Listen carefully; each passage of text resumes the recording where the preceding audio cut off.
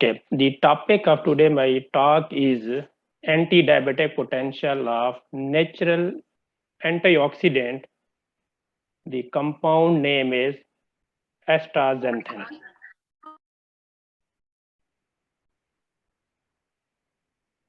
Okay, first of all, I will give like main objectives of today's lecture. So in this lecture, I will emphasize the importance of advanced research in medicine, specifically in the field of diabetes. And then I will shortly show how, like what exactly is diabetes. This is for those, the person who are not related to this field, and they can easily understand what exactly is diabetes and how 100 years ago discovery of insulin and insulin receptor occur, and who are the people behind this story who discovered the insulin and the impact of diabetes research. And at the end, I would like to talk about like what we have contributed to this field. Okay, first of all, I will go to explain like origin of defining diabetes. So thousands of years ago, this disease was called as rapidly advancing disease. Once diagnosed, it cannot be stopped. And when like 100 years before, some people were diagnosed with diabetes, mean it's diagnosis of death. Greek physician in first century, they define diabetes as melting down of the flesh and limbs into urine. This is just a basic concept of what is diabetes. And other term, like it was noted that water seemed to just pass through. Therefore, the Greek term to pass through is diabetes. And this disease can make every person like thirsty to keep from being dehydrated, and is also increased fatigue. So now I will talk about the prevalence of diabetes. So in 2014, according to WHO, 422 million people had diabetes. And the prevalence of diabetes has doubled since 1980. So we can see the huge increase in number of the diabetic patients since 1980. Just 3 to 4 decades, the numbers become 3 to 4 times higher of diabetes. What are the causes or risk of diabetes? So most people think that this is like genetic or hereditary factors like pancreas is involved. Yes, 5 to 10% cases belongs to like genetic factors, like the people who are whose parents have diabetes, it can their children are prone to be diabetic, and this is also only 5 to 10%. 90 more than 90% people have diabetes because of sedentary lifestyle. What happened in sedentary lifestyle, I will not go in detail for each step, but I will just say in sedentary lifestyle obesity develop. Obesity, usually central obesity develop. In the development of central obesity, mainly adipose tissue contributes to the central obesity. Like adipose tissue, liver and muscle are insulin target tissue. When adipocyte size become larger, so central obesity develop. And liver can produce more glucagon and muscle cannot utilize glucose. In this sense, it is called as insulin resistance. In both cases, environmental factors or genetic factors, there is a relative deficiency of insulin, and then decrease in function of insulin, and ultimately it develops type 2 diabetes. Okay, I will focus I will focus more on like insulin target tissue, like decrease glucose uptake and utilization in the adipose tissue and skeletal muscle, and liver can produce more glucose, and ultimately hyperglycemia and type 2 diabetes.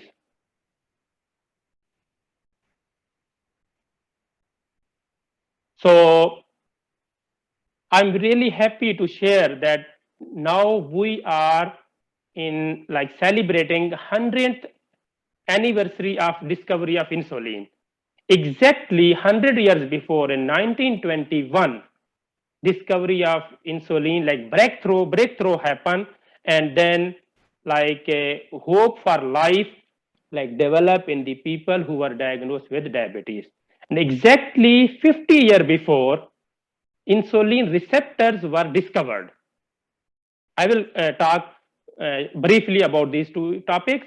And third topic, I will also talk about defining features of type 2 diabetes. Okay. So this is a very famous quotation that being part of a profession is being part of the history of the profession. So like we are part of the profession, but how we can contribute to become part of the history, like as a tradition of the profession. So why I use this sentence? Because discovery of insulin, the people who discovered insulin were not endocrinologists, were not the people or doctors who were practicing diabetes or metabolic syndrome disease, but these Frederick Banting was orthopedic surgeon who like we can say like mysterically find that extract from pancreas could lower blood glucose levels in the dogs. Like in July 27, 1921, and Best was a medical student. He was doing lactic research. So both in 1921 found that extract from pancreas could lower blood glucose level in the dogs. And next, J.J.R. McCall in 1921 also James Collip contributed to isolate and purify insulin as hormone. In 1922,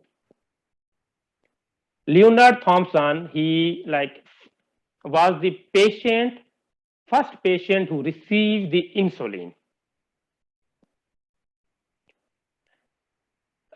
The patient Leonard Thompson was 25-year-old and he has diabetes. And when he took this pancreas extract, he could survive for 20 more years. But after that, he died actually because of like influenza. At that time, there was no vaccination or no preventive measure for influenza. He was died of other infection, but he could survive for more than 20 years because of this discovery of insulin. So here I briefly show how Frederick Banting and Best discovered insulin. Like they remove the dog's pancreas, like they removed, and then they isolated this extract. When they remove pancreas, the dogs develop diabetes. And then they injected this extract of pancreas to the diabetic dog. And dog's diabetes is treated successfully. But like rest of the experiment were conducted later on. Like how insulin was purified, what is insulin, it is a peptide, it is a hormone. At that time, they don't know, they just know something from pancreas can reduce blood glucose levels. Here is a brief discovery, like a description. In 1921, Banting and Best didn't know what insulin was chemically. They just know insulin lowers glucose. But how does it work? They don't know. J.J. Abel, 1926, suggests insulin is a peptide based on its crystal nature, crystallization, and protease studies. In 1953, Levine and Goldstein demonstrate insulin stimulation of glucose uptake in dog. And in 1949, first attempt at insulin binding sites using unlabeled insulin But at that time, this study was not much appreciated, and these scientists left the research on insulin binding capacity. In 1952, amino acid sequence of insulin was discovered. In 1957, then specificity of binding questioned by Beerson, Yellow, Kroll. So then, because their study was also not highly appreciated, the search for receptor was stopped in 1957. And then in 1971, first definitive study of insulin receptor binding was reported. In this case, what they have found that biological action of insulin is directly related with glucose levels. Like when there is increased insulin, there is significantly reduction in the blood glucose level. Okay, defining principles of like insulin and its analogs bind to insulin receptor with affinities that parallel their biological activity. It was developed in 1971, 50 years before. Insulin receptor binding exhibit negative cooperativity. Like insulin receptors are expressed on tissue other than classical target tissue. Other than classical target tissue, like including brain, suggesting insulin action in these non-target tissues. So in 1972, Professor Ronald C. Khan from Harvard Medical School, they have discovered that insulin receptor defects in insulin resistance studies in the obese mice. So they have used obese mice model to study how defects in insulin receptor causes insulin resistance and type 2 diabetes. In 1975, they have developed a severe insulin resistant patients have autoantibodies in the blood that impair insulin receptor binding. So similarly, this Professor Takashi Kadowaki from Tokyo University, Japan, and several other scientists, they have identified the important role of adipose tissue inflammation in the insulin resistance in like insulin target tissue like muscle or liver cell. Like adipose tissue secrete many cytokines that can inhibit insulin receptor activity and ultimately develop insulin resistance. Means they decrease in insulin action and increase in insulin resistance. Like how insulin work? Like insulin binds to its receptor and start its phosphorylation. Like IRS1 is insulin receptor substrate, and phosphorylation of IRS1 can stimulate several intermediary pathway, and ultimately it can increase the function of insulin. What is function of insulin? To utilize the blood glucose or to export glucose from blood to the target tissue to utilize, to consume, to break down the glucose so that our blood glucose level goes down. This is like mechanism of insulin.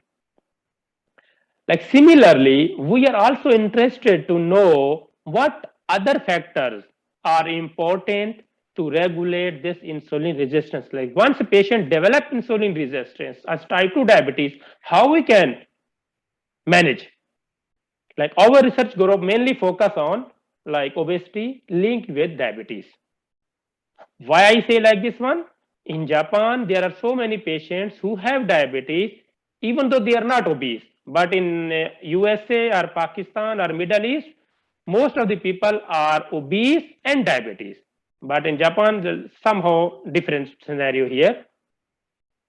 So for this, we are using obese mice model to study obesity and insulin resistance. Okay.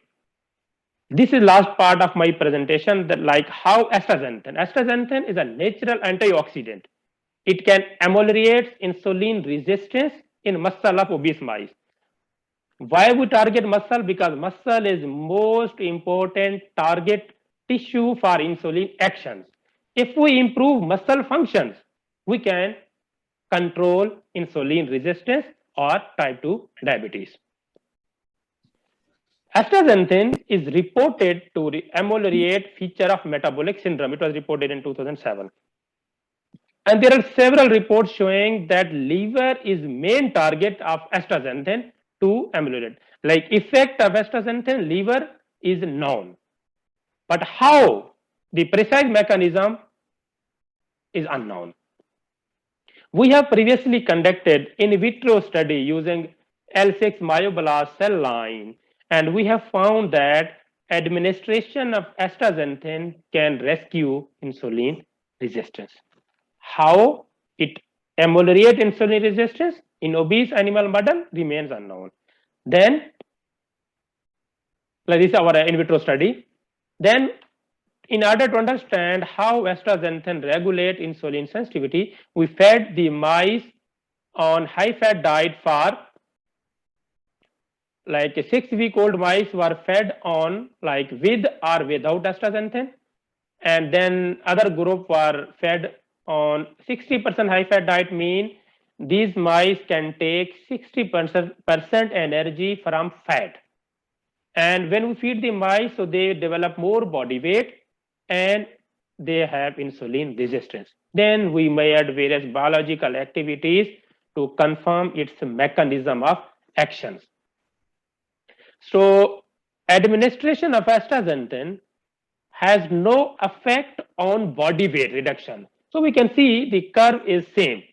Mean administration of astaxanthin has no, do not alter body weight, do not alter food intake in both groups. But what we observed, so this curve is for to check the glucose tolerance or glucose intolerance. Black curve shows these mice have high blood glucose level, and this lower curve shows reduced or low blood glucose level, mean improved glucose sensitivity at 8 weeks of astaxanthin administration and 28 weeks. We also performed insulin sensitivity test. Like in this group, we injected the mice with insulin and then evaluated blood glucose, serum glucose level at various points. So this lower curve means lower blood glucose after administration of insulin. So here we administer glucose, IP, intraperitoneal, and here insulin. So we can see lower curve mean astaxanthin can improve insulin sensitivity both 8 weeks high fat diet obese mice or 24 weeks HFD fed obese mice. We also perform hyperinsulinemic euglycemic study. In this study, what we can know the target, like GIR mean glucose infusion rate. So if glucose infusion rate is high, mean we supply more blood glucose, but it can improve metabolic profile. Even though this red bar shows high blood glucose like infusion, and EGP is endogenous hepatic glucose production. Liver do not produce extra glucose. And rate of glucose disappearance mean utilization of insulin in the target tissue, mean muscle. So we can see high insulin like action in the insulin target tissue. So this data show that glucose metabolism was improved in muscle that is responsible for insulin sensitivity in astaxanthin treated HFD mice. Then we performed in vitro study. So we just administer HFD to the cell line. So we can see this AMPK is like adenosine monophosphate kinase factor, and it is very important for insulin action. What we see, astaxanthin treatment induces like a phosphorylation of AMPK. This is like a graph bar showing significant enhancement in the phospho-AMPK. Similarly, in So we also checked in C2C12 cells, like this one my study and this one in vitro study. So phosphorylation of AMPK was significantly high. So all this data in vivo and in vitro shows that administration of astaxanthin induces activation of AMPK, and activation of AMPK then improve insulin sensitivity. And then we checked several RT-PCR, like some gene expression analysis of metabolic, marker genes. So we can see the upregulation of these genes shows that enhanced insulin action, like PPR alpha, PPR beta, gamma, PGC1. These are like metabolically good gene, we can say like that. So like in the muscle, we have found that these genes are activated. And I'm sorry, here is a white text. So these are the PGC1 alpha. These PGC1 alpha different isoforms, PGC1A1, PGC1A2, and many isoforms. So were also upregulated, indicating that administration of astaxanthin in obese mice induces transcriptional factors level in the muscle. And how it affects muscle fiber type. So we can see MHC1, MHC2. These are like genes for muscle fibers. We have small like a twitch fiber and fast twitch fiber. So we can see that it can shift fast twitch fiber to small or red muscle fibers. So upregulation of these genes indicate that muscles are very sensitive and it can uptake more glucose. And in vitro study, we have also found that upregulation of PGC1 alpha gene, like first we confirm in vivo, and in vitro we have also confirmed that upregulation of PGC1 alpha gene in the astaxanthin treatment. And then what we have done, we have knocked down AMPK using siRNA. siRNA is technique to specifically block or knock down gene. So we have knocked down AMPK using siRNA. So when we knock down AMPK, so PGC1 alpha was like this bar shows that significantly reduced. Like without siRNA, PGC1 alpha was high, but in siRNA mean target of astaxanthin is AMPK. When we knock down AMPK, there is no effect of astaxanthin on metabolic genes. Then we perform exercise tolerance test to see whether administration of astaxanthin can improve endurance exercise test or not.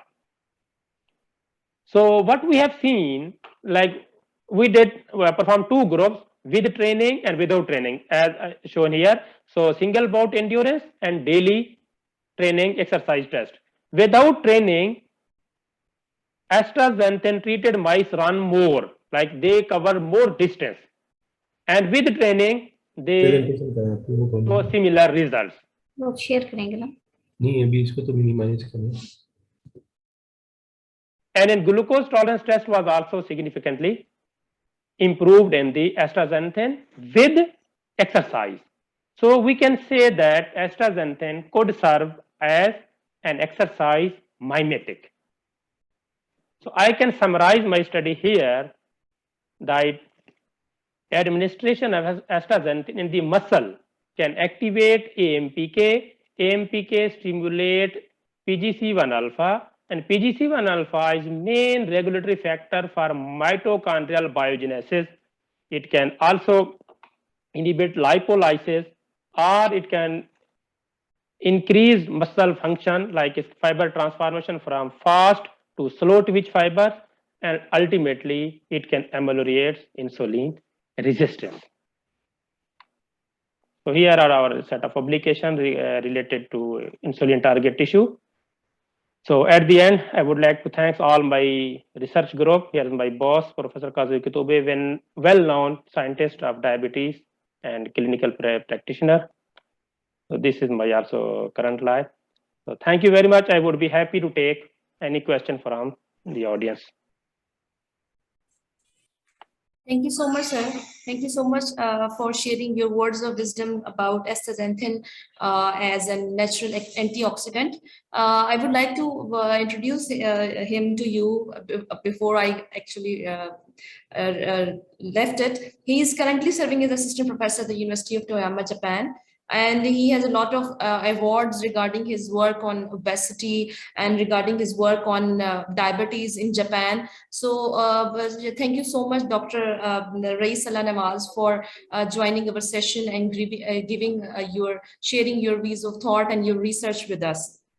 Thank you. Now, thank you, sir. Thank you. Regarding the question answer session, we will have that session at the end of our speakers talk, so that we can have that collectively take the questions at the end of the conference. Right? Okay. So now we are proceeding towards our next speaker. He is our keynote speaker of the session, Professor Dr. Anwarul Haq, Vice Chancellor Anwarul Hassan Gilani Saab, Vice Chancellor at the University of Haripur. He has done his PhD in pharmacology from University of Sydney, Australia. His name appeared in top 1% of the world scientists based on study conducted at Stanford University, USA 2020. He has also received Presidential Award, Hilal Imtiaz, conferred by President of Pakistan on 14th of August 2020 based on his services. It is a matter of pride for us, sir, that you are here with us today for our session and giving your precious time to us for this session. He will talk on functional foods and wellness, avenues of entrepreneurship. Thank you so much, sir, for joining this session. I will run your presentation, and he will talk and share his words of wisdom with all of us. Thank you so much, sir, for joining. Thank you very much, Sidra, and I also like to take this opportunity to thank the organizers for giving this opportunity to share my thoughts. Yes, I will be talking about functional foods and wellness, avenues of entrepreneurship. You can see in the background, this is the picture of the Aga Khan University, where I spent over 30 years. And the work which I'm going to present today is done mostly at the Aga Khan University with my research team, a number of PhD students. Important session मेरा आ रहा है, इसको please सुनने दो, अपना काम करो सारे अपना काम करो. The next slide shows the summary of this whole presentation. I will be talking about the functional food, its definition, some of you, then health challenges of modern life, the role of functional foods for health and its global market, then reason behind rapid growth of functional food. Then I will be talking about some examples of translational studies on functional food for their efficacy in cardiometabolic diseases, the studies that we done at the Aga Khan University. So the next slide shows the functional foods, for those who this term is new. So the functional foods have potentially positive effect on health beyond basic nutrition. I mean, we know the basic nutrition, what is called the fuel, includes fat, protein, carbohydrate, vitamin, mineral, etc. But functional food is beyond that nutritional part. So this means the functional food promotes optimal health and help reduce the risk of disease. The next slide shows, yes, in other words, the functional food has medicinal value that is beyond nutrition. And this is not a new concept. This is an old concept. The Hippocrates, who is known to be father of Western medicine, he used to say, let the food be our medicine. And next slide. So the global market of functional food is huge. In recent years, you can see that in 2017, almost $300 billion is US market of functional food. And it is projected to be in 2020, that $441 billion. That is a huge market of functional food. And we will discuss why this is a huge market, why it is rapidly growing all over the world. I mean, look at this olive oil alone in 2022, $11 billion of olive oil alone. So this is the level of global market. So the next question is why this rapid growth of functional food is there. So the next slide shows it is related with the health challenges of 21st century. So what are those health challenges? Major health challenges is obesity. The other colleague has also been talking about obesity and obesity-related diseases. In the old system, in the olden days, the infectious diseases used to be the dominant, but in the years to come or in a recent past, this obesity and cardiometabolic diseases related with obesity is the major disease burden.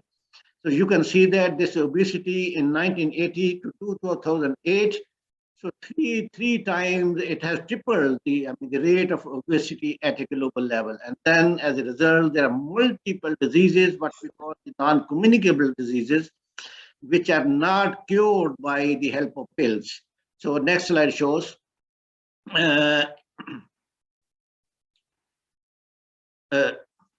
Yes, the next slide. If not, I can talk to the. Yes, these are the. You can see that almost all chronic diseases, a large list of chronic diseases are listed in this one, which are related to obesity, and these are the unfortunately, you name it, from stroke to cardiovascular, coronary heart disease, cholesterol, diabetes, cancer, you name it. Most of the diseases, the chronic diseases, are related with obesity, and unfortunately, there is no cure for majority of these diseases with the help of pills. I happen to be the student of pharmacology since last 40 years, also advisor to the WHO on essential medicine, but I can confidently say most of the diseases, particularly cardiovascular, metabolic, diabetes, these are not curable with the help of pills. Cure, I mean you take a drug or medicine for a certain length of time, for a few days, for a week, for a month, or a year. You stop taking medicine, then you will find that is called cure. But what we are doing here is we are providing symptomatic relief. You go to any cardiologist, endocrinologist in the world, if you are suffering from cardiometabolic syndrome, they will say that they take this bunch of pills for whole life. So that is symptomatic relief, not a cure. So the major disease burden today is these non-communicable diseases. And we all know that cardiovascular disease is now #1 killer of mankind. Next slide. So this is the prevalence of this cardiovascular diseases. Look at this. South Asia, Arab countries are suffering most in obesity. Every third individual is obese in the Gulf areas. So next slide. If there are multiple cardiometabolic diseases, if there are, for example, type 2 diabetes, if you are suffering from hypertension along with dyslipidemia, and if hypertension remain uncontrolled, 3 end organ damage can occur. One thing that is stroke, other thing that is heart attack, or kidney damage. Kidney damage and the whole. So heart attack, you are paralyzed. If you are a stroke, then you are paralyzed. Heart attack, you may survive, but life would be difficult. And then we have a kidney damage. This would mean dialysis for every month, every week. The life is miserable. So you've got to control this hypertension along with other, and the chances of this damage is more if you are suffering from hypertension and associated with other diseases like diabetes and dyslipidemia. Next slide. So obesity is an independent factor. Look at this slide, shows the dilemma of pharmaceutical medicine. See, when the new drugs come into the market, it has a huge cost. 100 to 1,500 million US dollar is the cost of a development. And who pays? The public. Any new drug which comes into the market, the price is 100 rupees or more for a pill. It takes 10 to 10 years for drug development, and yet 8 million people are hospitalized each year because of the ailment caused by ingestion and side effect of prescription drug. In fact, the bitter reality is the medical errors, be due to a wrong prescription or due to the adverse effect of drug, is third leading cause of death at a global. This is very alarming, and hence now people are going back to nature. And this is the summary of my slide. Look at this aspirin, which is dried from a plant, what we call willow bark.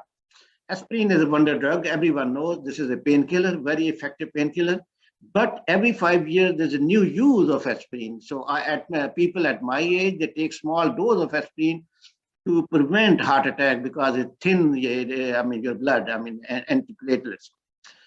But if you take aspirin beyond few days, though it relieves pain, it has many other usefulness effect, but it causes ulcer.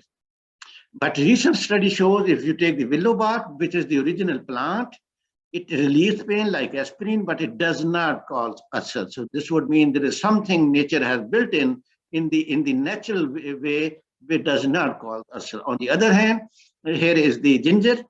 Ginger is not only it relieves pain, and not only does not cause ulcer, but it cures ulcer through a different pathway, cyclooxygenase, 5-oxygen, and also it inhibits this H. pylori, which is responsible for this HL. This is why now people are going back to the nature, because they are relatively safe. And next slide shows. So this is the functional food, few of the functional food or the botanicals, which are well known, well studied. I have indicated only one ailment against each particular, but in reality, each of this has multiple medicinal uses. For example, garlic alone, 2 international conferences have been held only on garlic alone. 2 books have been written on one garlic. So multiple activities of garlic, what's known to be very olives, olive and garlic, wonderful in cardiovascular, ginkgo, ginseng, salt, St. John palmolive. The German physicians prescribe St. John wort in depression more than any modern drug. Turmeric wound healing, ginger stomach disorder, and then ginger. I have missed one. This is the isabgol, for example. This is number 1 first line treatment of chronic constipation, both in traditional and modern medicine. Next slide. You can go to the net and find out. So the question is why functional foods are considered relatively safe. So that was the hypothesis in my research that 3 decades ago, that they contain chemicals that possesses synergistic and side effect neutralizing combination of activities.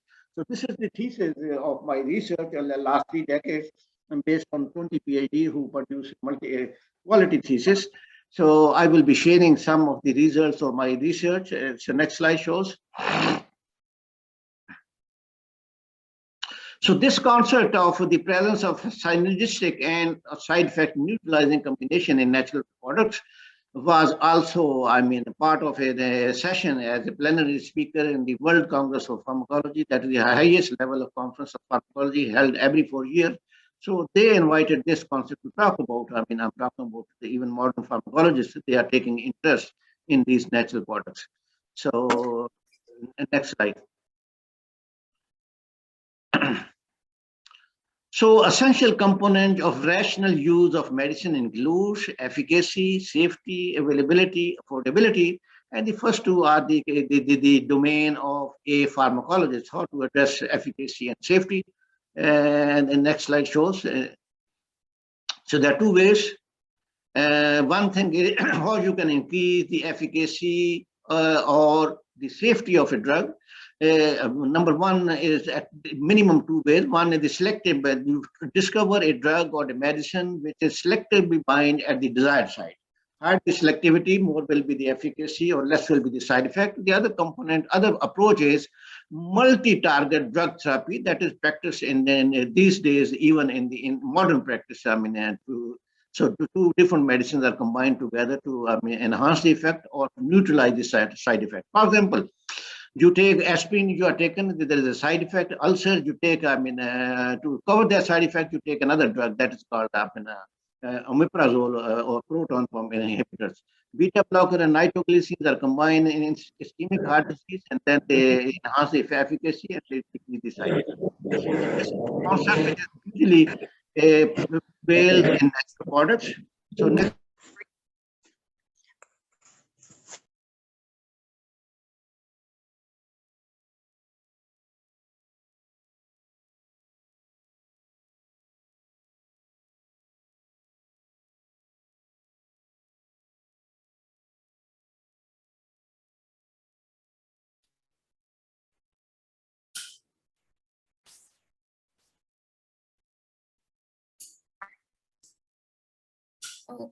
Sir, we can't hear you.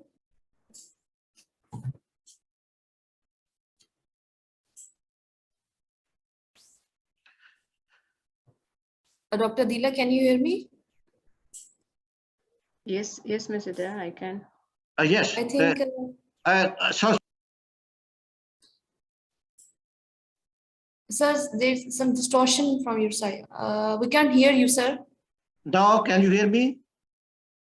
Okay, sir. We can hear you now. So if you have not, heard the last two slides, I can repeat that if you know better. Okay. So I'm sorry, there was some problem in the slides. So this is the whole lecture, which takes 1 hour because I have only 30 minutes. I will miss the first two components. I will talk about the functional food. But in reality, if you like to treat your health, these modern cardiometabolic diseases, which are not curable with the pill, but they are mild to moderate, hypertension, diabetes, they can be cured with this particular approach. And I have done this one with my lifestyle change, which is physical exercise, mental relaxation, social support, peaceful sleep, cessation of smoking, then nutritional measures. You got to know what to eat, how to eat, when to eat. This is a complete science. I would be happy to deliver a separate lecture on this particular topic, but this can help. I have cured my blood pressure with this normal treatment. The third component is functional food. You got to know the medicinal value of your food. That is our today's topic, and I will be focusing only on this particular topic. So next slide. Yes. I will be sharing a few of the medicinal foods which we tried in our, here is the ginger. The bowls, are the one which we have done work in our lab. So I can make one statement that nothing is better than ginger in stomach disorder as a prokinetic agent. So being a student of pharmacology since last 20 years and advisor to the WHO, I'm confident to claim this one. And I would be happy to defend my claim. So if you have it, we know that, so these are the things, stomach disorder. Look at this. Those people who live in Karachi, they know there is Nihari. Nihari would never ever be served without a ginger because Nihari is known to cause delay in gastric emptying, and ginger promotes gastric emptying. And similarly, this is the article we published, medicinal value of ginger with focus on its use in nausea and vomiting of pregnancy. How many of us know that ginger is as effective as any pill in the nausea and the vomiting that occur during the first trimester of pregnancy? But very few of us knows this one because ginger is not the property of a multinational. Had this, the property of a multinational, every one of us would have known the medicinal value of ginger because our knowledge about medicine is mainly influenced by the marketing strategy of the pharmaceutical industry. Next slide. Ginger is also effective in blood pressures. This is the article that we publish on next slide. So ginger is also very effective in cardio. Look at this.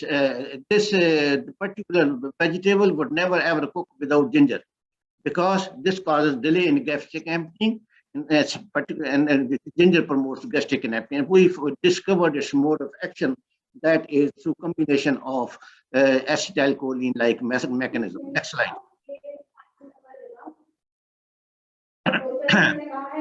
Yes. Other than its very well-known effectiveness in the stomach disorders, ginger is also known to be useful in hypertension, dyslipidemia, and we have done this study in our lab. This is the study that we published, that it is useful in lowering blood pressure and also lowering the or correcting the dyslipidemia or lowering the cholesterol. Next slide. Ginger is also effective in your memory. It's very useful, promotes or strengthens your memory. The mechanism of action is multiple pathway. So in Alzheimer's disease or in memory weakness, there is a limited success in the modern medicine.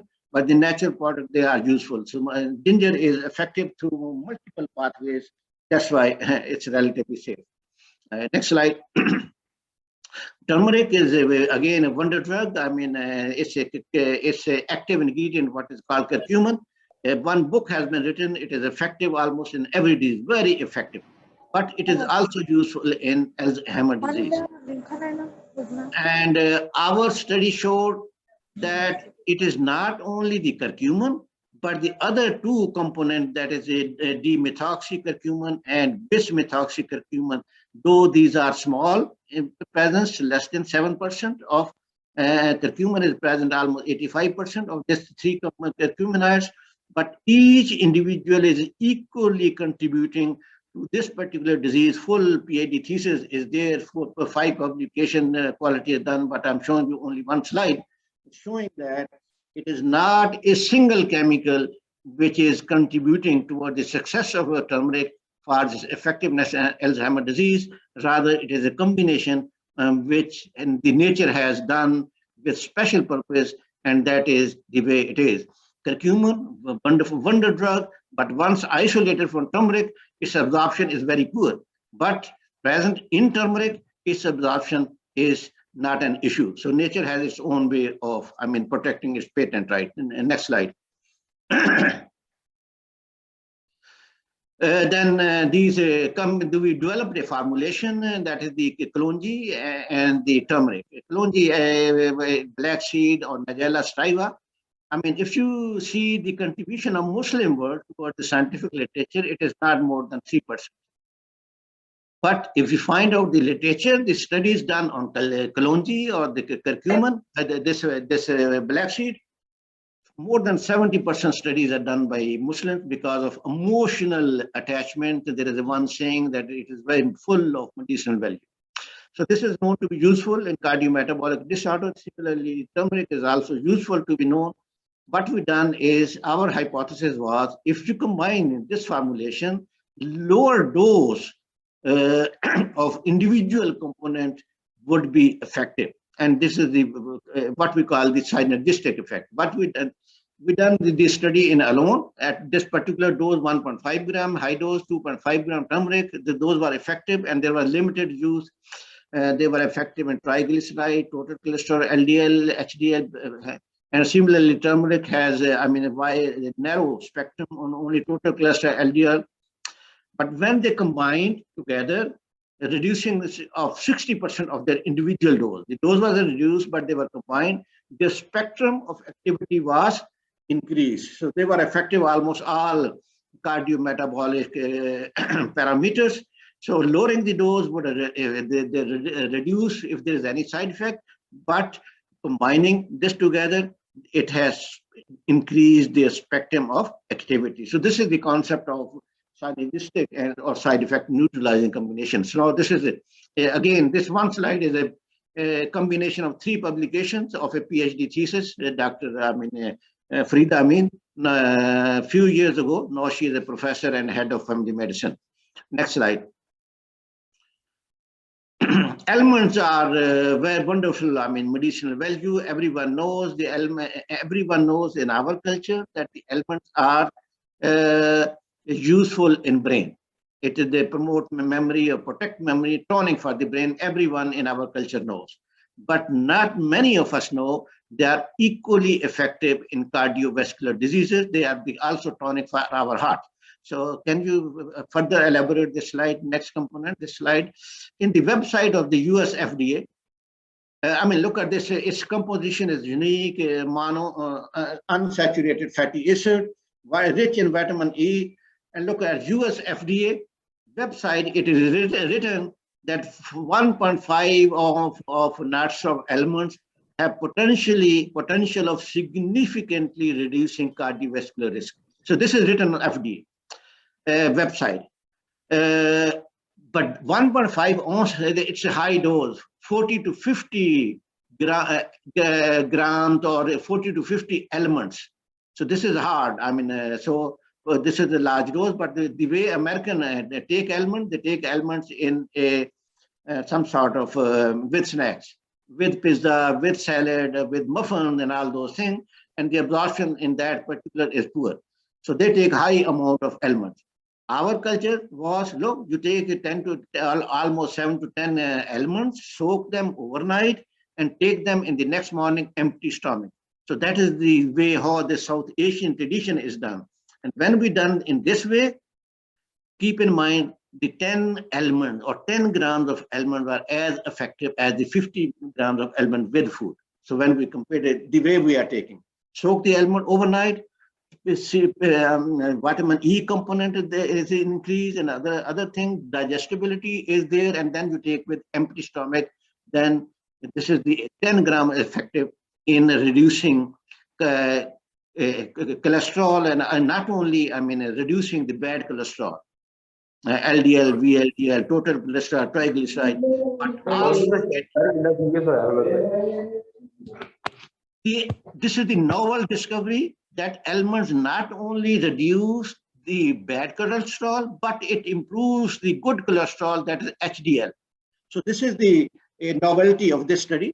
And this was, next slide, this was presented, covered in the front page of this journal, American Journal of the Journal of Nutrition, which is the Journal of the American Society of Nutrition. So they like this one, and my live interview was covered by the radio, Voice of America.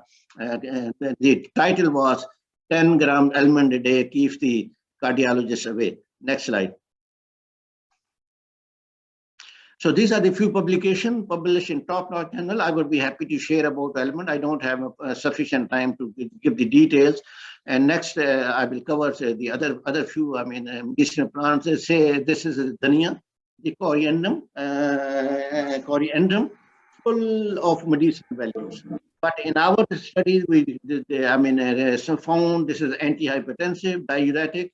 So this is the, apart from this one, this is also considered to be anxiolytic. It soothes your nerves. And so this is how it is effective in multiple diseases, particularly in cardiometabolic diseases. Next slide. So we publish a review article along with few studies in this one. This is published at the Phytotherapy Research, where I happen to be member of editorial board with impact factor close to 6. So the popular article on this coriander. Next slide. Okay. Moringa is considered to be a wonder drug. A miracle tree. Swanjana, locally we call it Swanjana. Look at this, the medicinal value of the effective almost everywhere.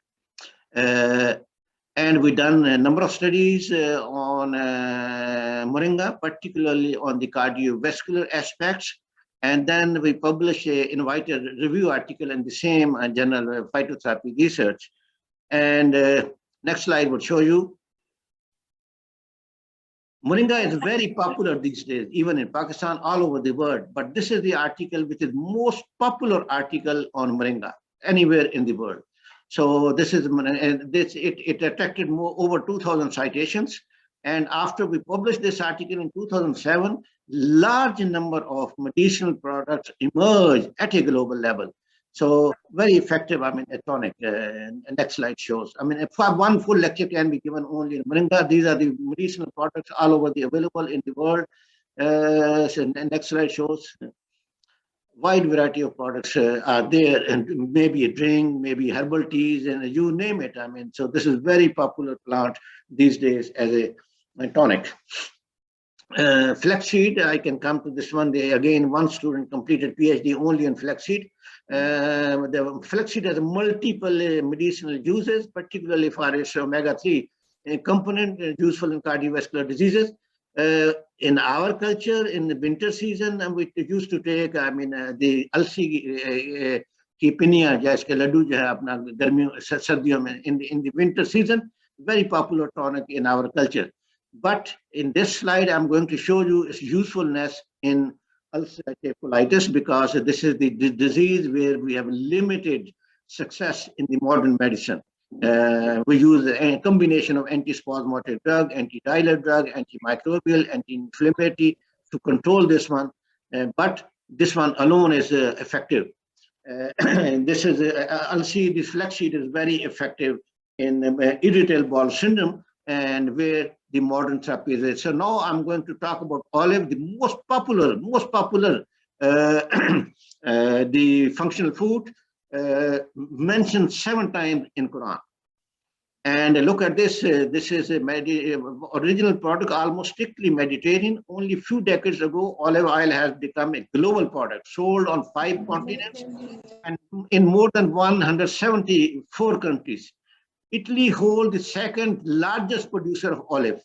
Italy, second largest producer, 1/4 of olive production is in Italy after Spain. And yet Italy imports olive. Look at this, the olive consumption.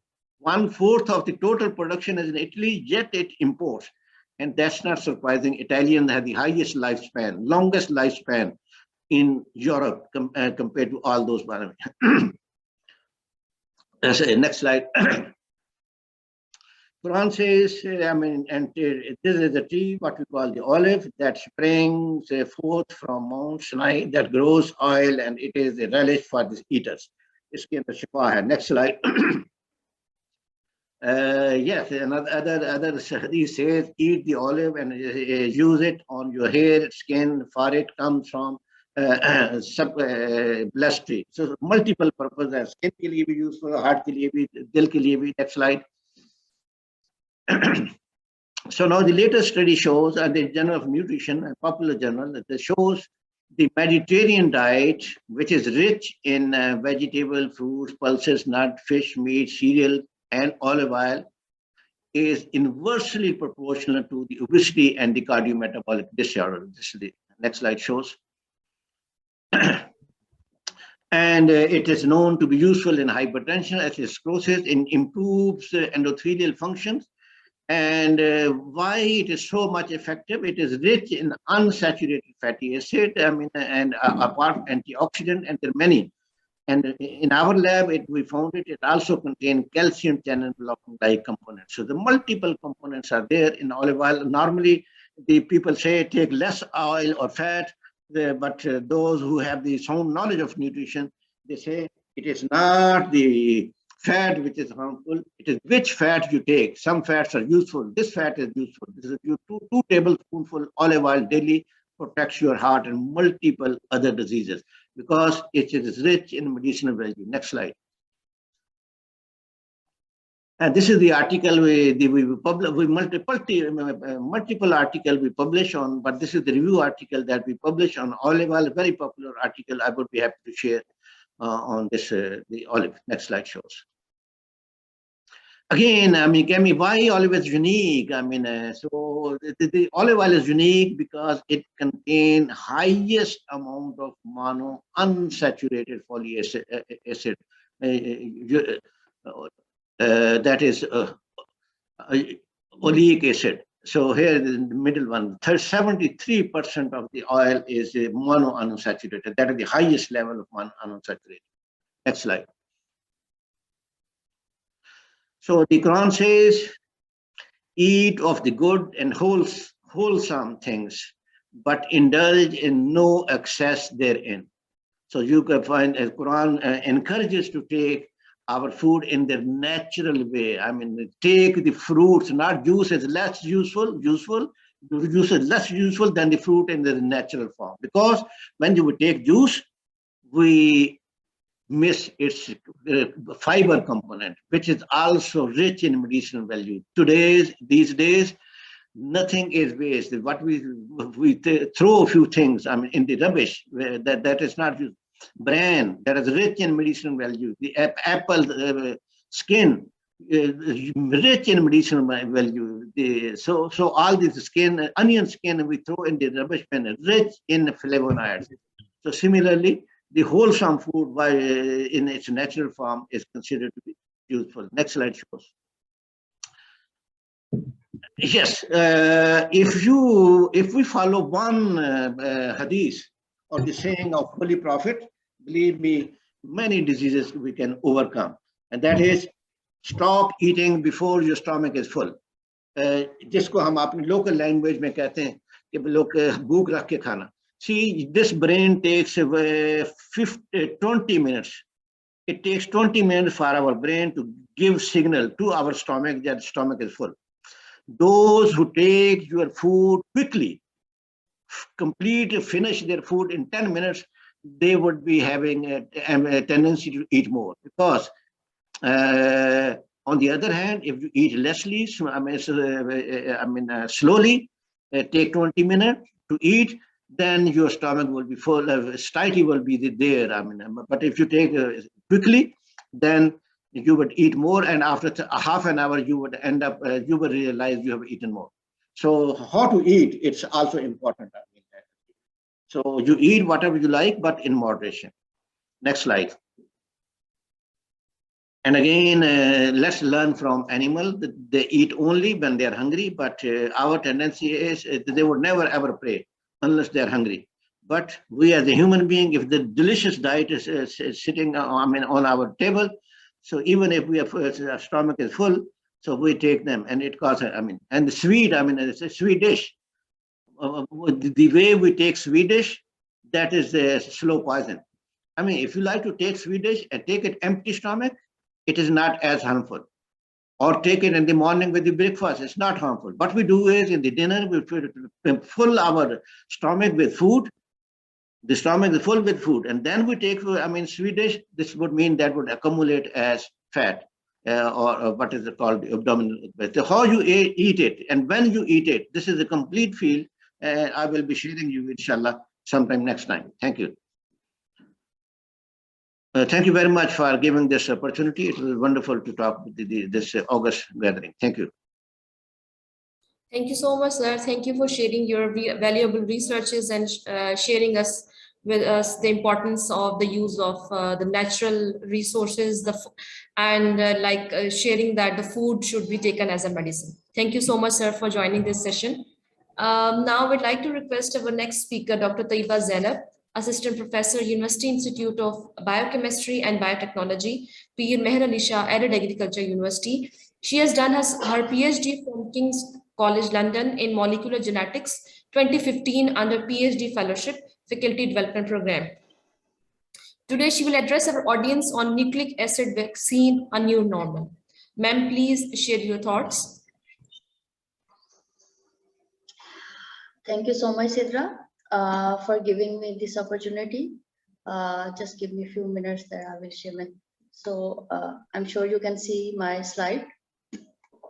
Yes, ma'am. We can see it. You can see my.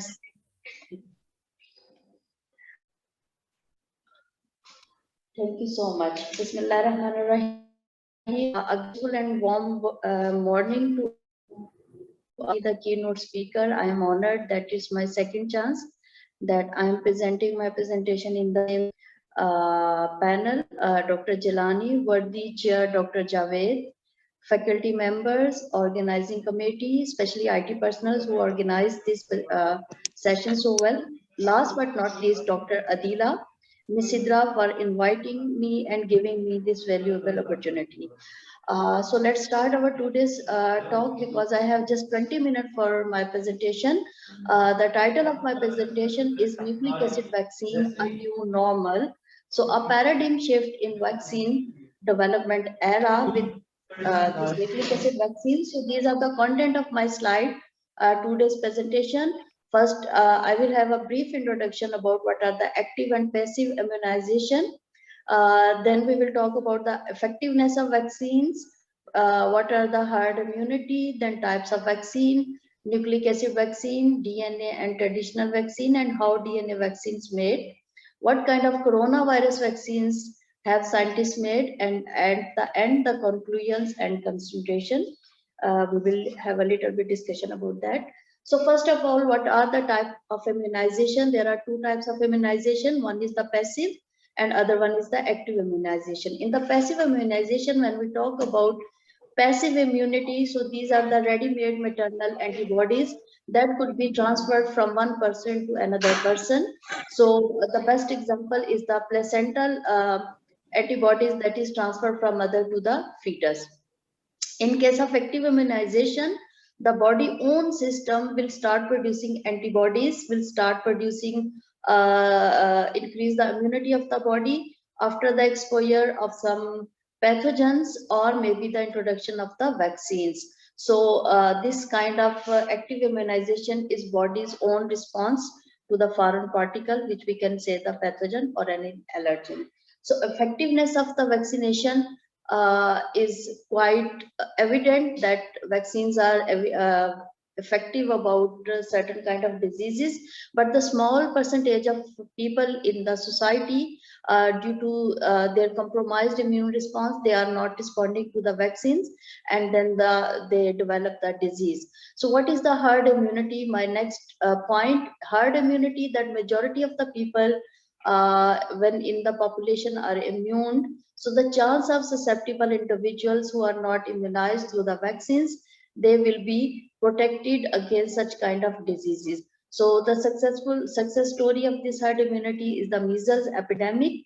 So a little bit more about herd immunity. What are the factors that can affect herd immunity? These are the maybe the environmental factors, that the crowded conditions, the seasonal variation, and the strength of individual's immune system is very much important. And then the infectiousness of disease, that greater the risk of infection, the higher percentage of people need vaccines to attain herd immunity. So when people are vaccinated, the chance of germ infecting the non-immunized people population is very small, and this can lead to the disappearance of the disease. So there is no need of more vaccination, like the example of the smallpox. And next slide, which type of the vaccines scientists are working on, and which type of the vaccines are in the market. So the conventional method of the vaccine production is the whole organism vaccine. The next one is the purified macromolecules, and other one is the nucleic acid, synthetic peptide, and multivalent subunits. So if we talk about the whole organism vaccines, so these are the attenuated or inactivated viral bacterial pathogens, but in the modern type of the vaccination, that there are the nucleic acid vaccines are there, the peptide and synthetic vaccines are there, and multivalent subunit. So let's have a look at what are the DNA vaccines and how DNA vaccines are working. In case of DNA vaccine, there is no need to take the whole pathogen, the whole bacteria, the the mild concentration of the pathogen or the heat killed pathogen. But in case of DNA vaccine, that there is a need of only DNA sequence, and that DNA sequence will be used as a vaccine. So this DNA sequence, what it will do, that it will code for the antigenic protein of pathogen, and when this DNA is inserted into the cell, so it is translated and make antigenic protein, and this protein is foreign to the cell, and cell will start producing antibodies against this cell, and in this way the cell will show its immunity against when next time the virus will attack. Then there's a comparison between the DNA vaccines and traditional vaccines, that how the scientists are saying that DNA vaccines are much safer than the traditional vaccines. So there are few plus point of DNA vaccines, that it only used the DNA is only used as an infectious organism, but in case of traditional vaccines, it uses the whole attenuated or heat killed infectious organism. So when we only using the DNA from the infectious organism, then avoiding the risk of using actual infection organism, but it create, in case of traditional vaccine, it create possible risk of the vaccines which can be fatal, providing both humoral and cell-mediated immunity in case of DNA vaccines, but in case of traditional vaccines provide primarily humoral immunity. In case of DNA vaccine, the another plus point is this, that we don't need refrigeration. The shelf life is higher than the case of the traditional vaccine, where we usually require a low temperature to save the vaccine. Now here, how this nucleic acid vaccine is producing or it is synthesizing inside the lab. So for the production of the DNA vaccine, as I mentioned earlier, that we only need this small portion of the DNA, and this DNA must be from sequences taken or hijacked from the pathogen. And then we clone this DNA sequence into a plasmid, which is an extra genic entity which is present in the bacterial cell.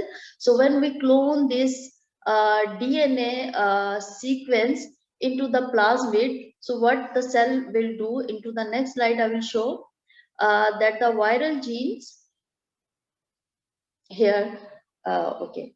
So here when we clone this sequence into the plasmid, then plasmid will start expressing the protein. Now this protein could be any protein, it will be the protein from the pathogen, and body will start synthesizing the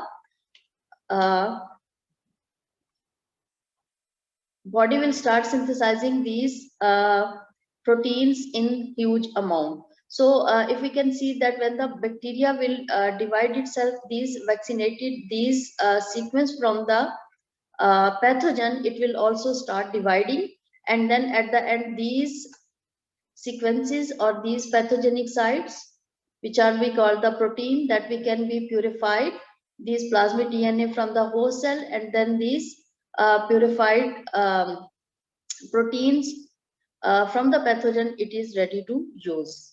So what kind of the coronavirus vaccines we have, the scientists have made and which are available in the market? So these are the Oxford, one example success story in the market at Oxford and AstraZeneca vaccine, which we call the adenovirus vaccine. If we look at the diagram, so in the diagram, so what we will usually do, that this is the virus capsid, which is the adenovirus, the DNA virus.